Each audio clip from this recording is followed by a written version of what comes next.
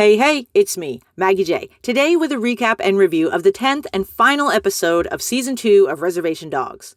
Due to the hurricane affecting Florida, I had a few days off of work, so I was hoping to get this posted real quick, but then the internet went out, so I'm back on my regular schedule. All is well in my area, so let's talk about this episode. Tensions have been high amongst the group all season, but in the last episode, a letter Daniel wrote back in freshman year brought the dogs together, so now they're on a mission to fulfill the dream he had. Of course, that dream was going to California, but somehow I still wasn't expecting this. They're in no position to go halfway across the country. They've got no car, no money, and no permission. Have they graduated yet, or is this actually spring break? Hold on, I'm getting ahead of myself. Let's back up. So to open this episode, we hear Daniel reading his letter, and we see a flashback of him writing it in class with the rest of his friends around him. His dream is to have spring break in California with his friends in their senior year. We also learn he has a crush on Elora and really wants to see her face the first time she sees the ocean. I said before I wouldn't mind that they didn't tell us what the letter said, but now that I know,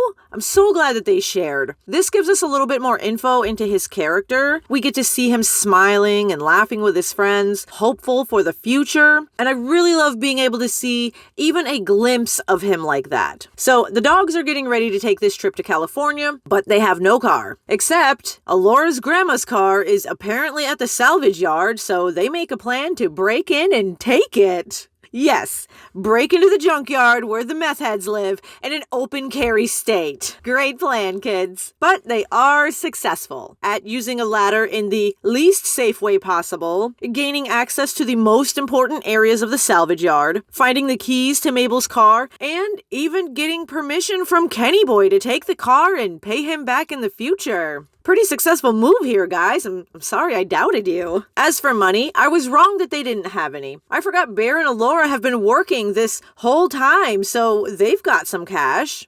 It looks like a lot, but money can be deceiving. Either way, great job, guys. In this episode, I started to think that maybe a lot of time has passed throughout the course of this season, but sometimes I get the feeling that only a couple of months have passed since the very first episode in season 1, so what do you think? How much time has passed for the characters of this show since the premiere?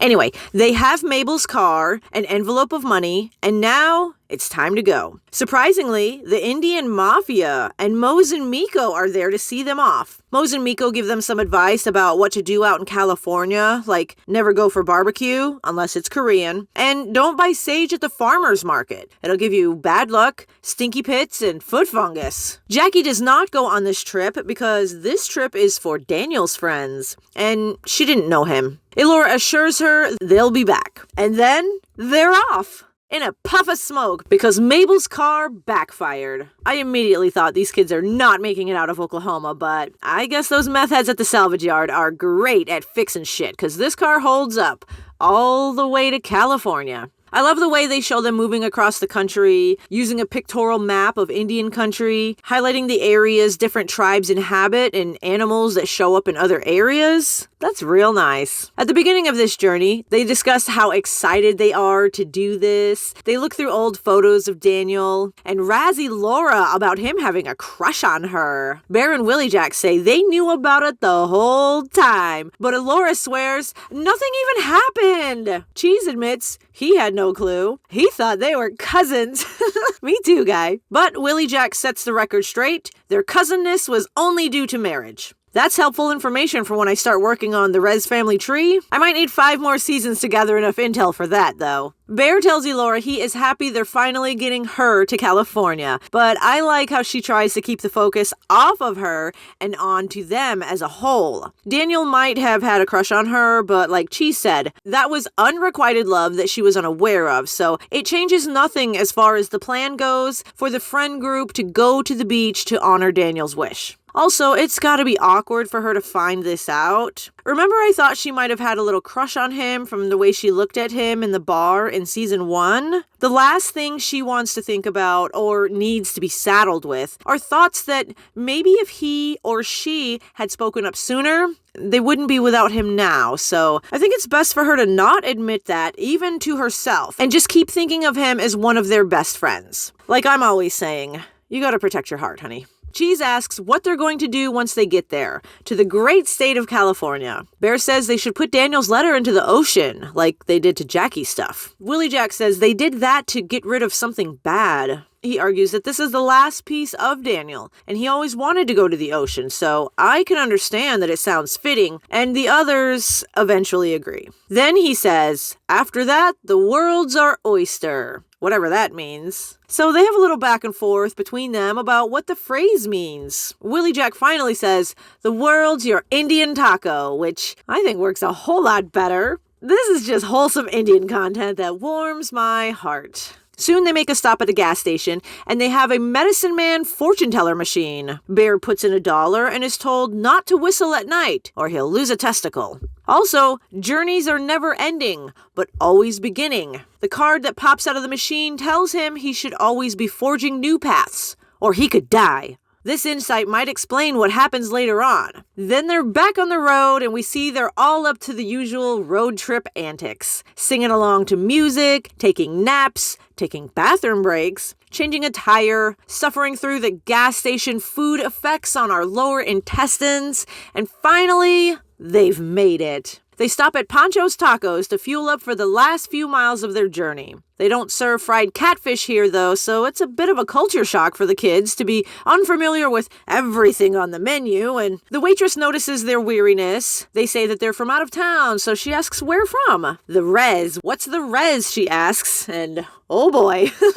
Cheese explains, it's usually isolated, economically depressed, lots of big dreams going on, but not much opportunity, kind of a food desert. The waitress says she might be from the res too.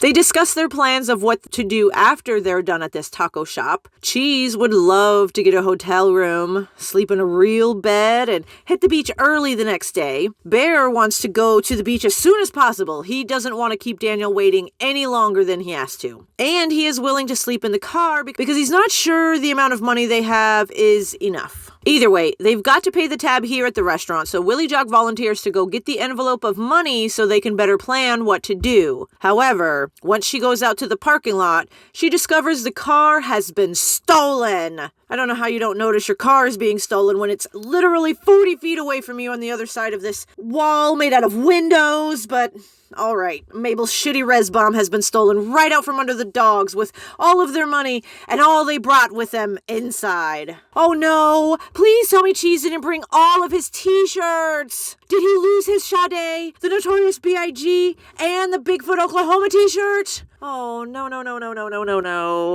One of them suggests they call the authorities, but Alora reminds them they'd be arrested and taken back home, so I was right about them not having permission to be here. They insist Bear calls his father. He's the only person that they even know in this entire state. He really doesn't want to. He wants nothing from that man, but he does call. Only to learn that the number he has for Pumpkin is no longer in service. On top of everything here, what a kick in the teeth. Before Bear could show much grief over this situation, another figure appears in the form of a man wearing a dirty toga and eating a tortilla. He comes around the corner commenting on what an unfortunate event has happened here. He claims he saw who did this. Guys in suits. Says that they're either gangsters or Mormons. I don't know which one is worse. Ignoring all that, Willie Jack asks, "Hey, White Jesus, which way to the beach?" He says he can show them the way, but it is a long way. They set off towards the sunset, but the way to the beach is a bit longer than White Jesus is willing to travel without taking a rest, so well after dark, he takes them to his tent that is set up inside of one of those bum camps California is famous for. And eventually they agree to stay there because they are tired, and what other options do they really have? White Jesus shows them he can offer them a limited number of beds. He is more than willing to sleep on the ground, and he is soon asleep after they agree to stay. Alora and Cheese wind up sitting outside the tent for a little bit, talking about movies, and Tim Capello, he plays saxophone, an instrument I would argue is the instrument of the 80s and early 90s. You really couldn't get away from a saxophone solo in that era, and I really kind of miss those days. Anyway, they discussed Tim Capello's song in the movie The Lost Boys. Funnily enough, that song and this episode have the same title, I Still Believe. Cheese obviously knows way more about this than Alora, but she listens and asks questions while he tells her about Thunderdome, a movie she's watched with Daniel before. Cheese tells her Daniel was his hero, and given what Daniel said about Cheese in his letter about bringing him along to California, even though it wouldn't have been his senior year, I can understand why Cheese looks up to Daniel like that. He probably made sure to include Cheese in whatever they were doing, and given what I know about Cheese, he doesn't really have a lot of people putting him high up on their priority list, so anyone who does, he truly treasures them. Cheese tells her that she's his hero too. She's always so confident and knows what to do. She immediately tries to brush this off. She's just her, not anyone to look up to like that. Especially not out here in California with no vehicle and no money. It's pretty hard to feel like a hero after what she's been through lately, but Cheese assures Alora, if anyone can figure a way out of this predicament, it'll be her. He really trusts and believes in her, and I just love how supportive he is of all of his friends, right? Exactly in those moments that they need him the most. He is the heart of this group. Later, Bear and Cheese are sharing this mattress, sleeping as best as they can. We see Alora and Willie Jack over here dozing in some chairs. Willie Jack is sleeping with her shoe in her hand in case she needs to use it for personal defense. I love it. Suddenly, the police are here, breaking up this bum camp, and White Jesus is gone. All these kids know is that the cops are here and the beach is that way, so off they go. By the way, why are there fireworks going off at dawn here in LA? If you know, please share. The way that this is framed perfectly here tells me that this was kind of intentional, but why would Reservation Dogs launch fireworks at dawn, blocks away from where they were shooting? Anyway, the sun rises and carries on its usual course, and the kids are just walking towards the beach and following White Jesus' directions as best as they can remember. They have several, if not many, reasons why they should maybe find a different route, but they soldier on, out of the inner city situation, into the suburbs, until they can hear the waves rolling in. They rush toward the sound and are awed by the endless ocean. Now, here comes the hard part. Watching the rest of this episode through your tears. We get a flashback of Daniel's funeral. A song is being sung and all his people are sitting in the pews. Willie Jack is trying not to cry, but when she does break down, Bear is right there to hold her. We see Rita is there, as is Cheese and Uncle Charlie, but Alora is not. She's sitting on her porch at home. She didn't go to Daniel's funeral. She's looking at something in the road, being picked apart by a buzzard, but I can't tell what it is. Back in the present, Bear tells Alora to take her shoes off. Let's get in the water. But she doesn't want to. She doesn't want to let Daniel go.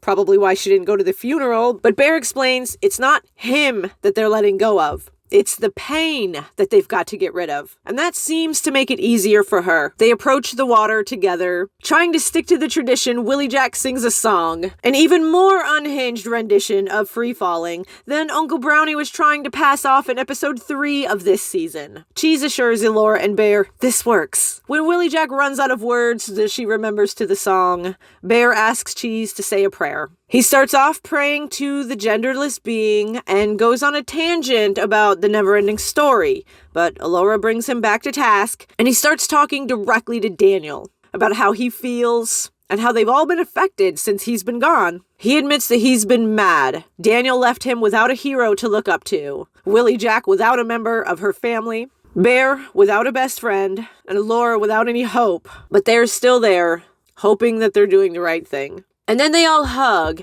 and I cried as they walked into the waves together, and then they hugged some more. And then Daniel is there with them for just a moment, and everything is perfect. They finally got to California. They took Daniel in their hearts all the way to the ocean, and now they can face the future knowing they did right by their friend, cousin, brother. It took me all the way right up to this scene to realize what the spirit was doing when he addresses Bear and Uncle Brownie like that, calling them nephew, grandson, uncle, grandpa. Each person is or has the chance to be all of those titles in their lifetime. And one of those titles will likely make you want to do the right thing or be a better person. So bringing out those feelings when making decisions will likely lead to you making better decisions, right? I don't know. Maybe I'm just rambling at this point. Sometimes it's difficult to explain what this show is making me feel. Anyway, it's too cold to just hang out in the ocean. So after they say their final goodbyes to Daniel, they set their mind on how to get back home. Allura says she's got to find her car and get it back to Kenny Boy. She can't let him down. Aww. Remember when this girl said this town was shit and she would do whatever it took to leave this place forever? Pepperidge Farms remembers. Willie Jack has an uncle who lives on a res nearby. She thinks that he could help them. And then Bear tells them he's not going back. They walk on down the beach, and this end card pops up saying, "Thank you." And we get one last glimpse of White Jesus, who says, "Blessed are those who still believe. I still believe." And then we are treated to a saxophone solo that I know comes from the Lost Boys, so I assume this is none other than Tim Capello, saxophone wizard who toured with Tina Turner for many, many years. And that is the end of the season. I am so happy about this episode, even though I cried like 90% of the way through it. I feel like so many great things happened here, aside from the car and the money getting stolen. And it has really set us up for an unpredictable third season. I really did not expect them taking a trip to California. They've already done this, right? But this is a trip that they couldn't have taken last year. I think they were all in too raw of a state, but now they've been through a year plus of coping, and they got that letter from Daniel that reminded them what friends they all used to be. They didn't have to steal a chip truck for money, nobody was left behind, and they all got to say what they wanted to about their loss. This trip was nothing but a healing adventure, and I think even the loss of their vehicle and the money helped them to heal their bond a little bit more. I really enjoyed watching Allura's evolution during this episode. We see that letting go was most difficult for her. She couldn't even go to Daniel's funeral, likely because of what she said on the beach, that she's not ready to let him go. But when faced with the reality that she can't keep carrying this much grief, that he wouldn't want to see her continuing to be so sad, that her best friends will be there for her through all this. Despite being afraid to let him go, she trusts them and continues on this journey of healing with them. Bear says that he's not going home, which I think has been hinted at throughout this episode, especially with that fortune teller scene. And as a mother, I'd just like to ask, how do you plan on living out here, Bear? He's not even graduated yet. He's not even 18 yet. And this sounds like something he would have a lot more success with if he's told his mother about it, made a plan, found a job, maybe some housing, and then moved himself out to LA. But that's a problem for next season, I guess. I just can't stop thinking about Rita at home crying over her boy being missing, finding out he's in LA and she's probably going to have to go get him and his stupid father is there, and on and on, and I'm already stressed for the both of us, Rita. I cannot believe this kid of yours. Overall, I love this episode and I give it 4.5 stars. I think they left the characters in a good spot where anything can happen, and I hope that they will be less burdened by grief in the next season. I think I've run out of things to talk about. I was absolutely sure I had like 2 or 3 more things that I wanted to mention, but oh well. I'm sure this video will be long enough. And anything else that I want to say in the season 2 wrap-up video that I am planning to release in November, similar to my season 1 wrap-up, I just want to talk more about this season and all of the wonderful things that make me love this show. Subscribe now if you don't want to miss out on that. Like this video if you enjoyed, and thank you so much for watching. Y'all stay safe out there.